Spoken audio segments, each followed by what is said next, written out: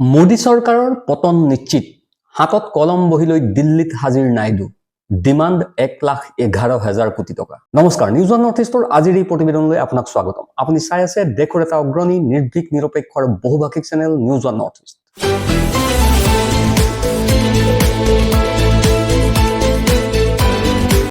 News on north ইষ্টৰ মাধ্যমেৰে আমি কেৱল বাতৰি সম্প্ৰচাৰ কৰাই নহয়, ইয়াৰ আঁৰৰ প্ৰকৃত সত্যও আপোনাৰ সন্মুখত তুলি ধৰিবলৈ চেষ্টা কৰোঁ, যিবিলাক বাতৰি গদি মিডিয়াই আপোনাৰ সন্মুখৰ পৰা সদায়ে লুকুৱাই ৰাখে। প্ৰিয় দৰ্শক, দিন যেতিয়া আপোনাৰ খুব বেয়া চলে, তেতিয়া বন্ধু বান্ধৱ, সহযোগী, সমৰ্থক, জ্ঞাতি কুটুম্ব সকলোৱেই প্ৰায়ে আপোনাৰ পৰা আঁতৰত থাকে। অসমীয়াত এষাৰ কথা আছে, দিন বেয়া চলিলে ভতুৱা কুকুৰেও কামুৰিবলৈ খেদি আহে।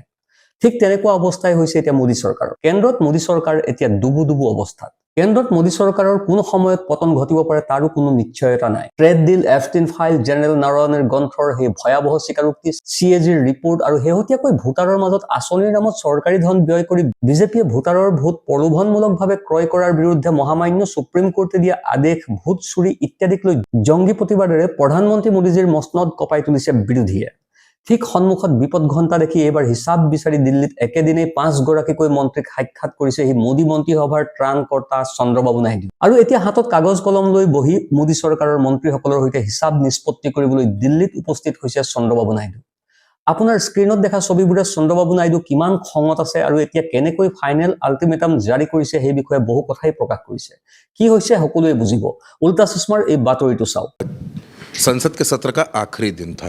नायडू इस बात को जानते थे कि सारे मंत्री, सारे नेता दिल्ली में मिलेंगे। नायडू पहुंचते हैं दिल्ली और जैसा कि महिमा आपने शुरुआत में कहा कि वो हिसाब लेने के लिए बैठे थे, तो वो तस्वीरें आप देख सकते हैं किस तरीके से डायरी और पेन लेकर नायडू बैठे हुए हैं। और सबसे बड़ी बात यह है कि नायडू के चेहरे पर किसी तरीके की मुस्कुराहट नहीं है। नायडू सिर्फ और सिर्फ हिसाब ले रहे हैं कि भैया आपने जब हमसे समर्थन लिया था तो आपने ये वादे हमसे किए थे, लेकिन आप जब अपना बजट लाते हैं, जब सारी चीज़ें करते हैं तो उसमें हमारा ख्याल नहीं रखते हैं।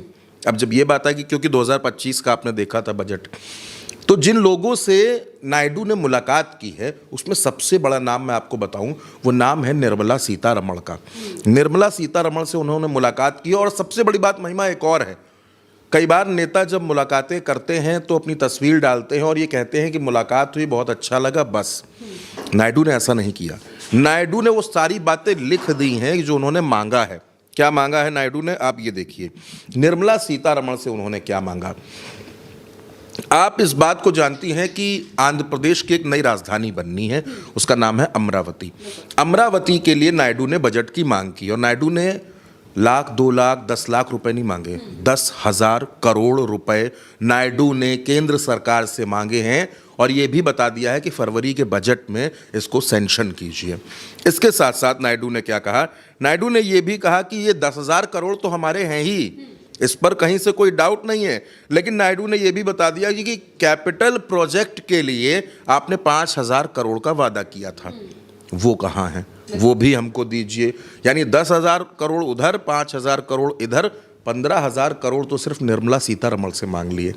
और ये तस्वीर दर्शक देख रहे होंगे, मेरे चेहरे से ज़्यादा ज़रूरी है कि आप निर्मला सीतारमण की बॉडी लैंग्वेज और नायडू की बॉडी लैंग्वेज को समझने की कोशिश कीजिए।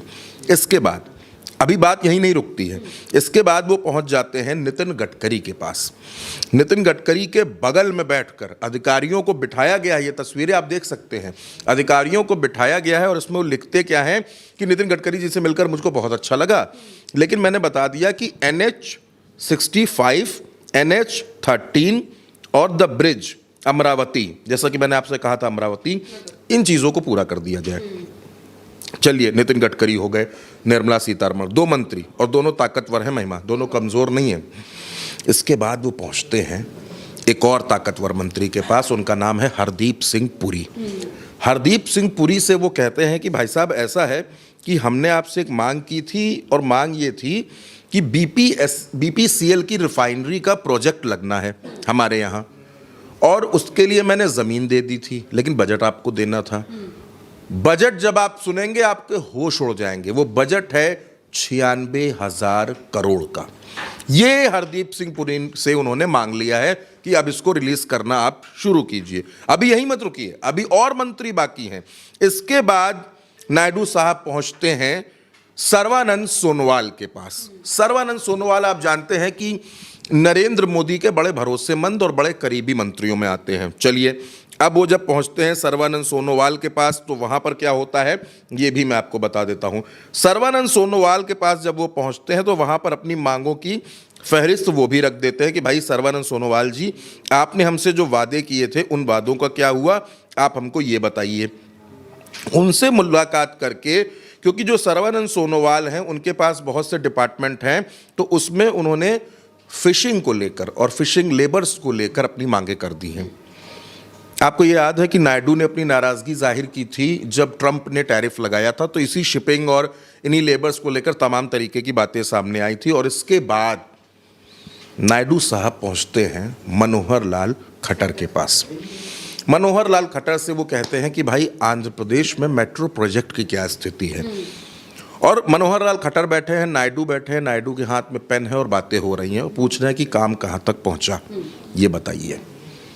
महिमा, एक दिन में राजनीतिक लोगों के लिए एक व्यक्ति से मुलाकात करना थोड़ा मुश्किल होता है, लेकिन नायडू एक दिन में 5 मंत्रियों से मुलाकात कर रहे हैं।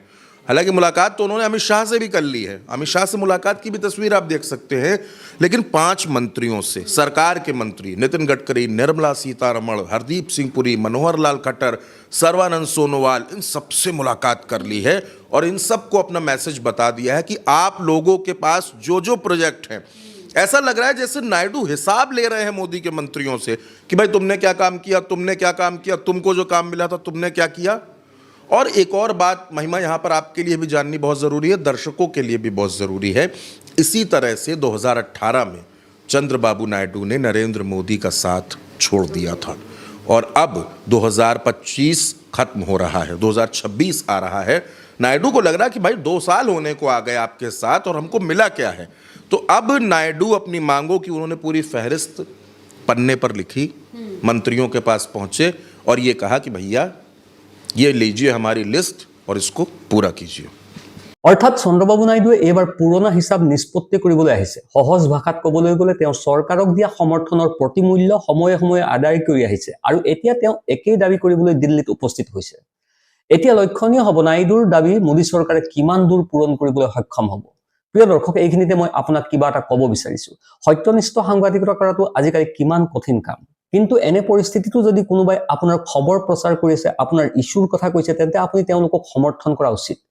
যদি আপুনি মোৰ সাংবাদিকতা শুদ্ধ বুলি বিশ্বাস কৰে যে মই আপোনাৰ বাবে শুদ্ধ তথ্য সমৃদ্ধ বাতৰি পৰিৱেশন কৰিছো, তেন্তে আমাক সমৰ্থন কৰক।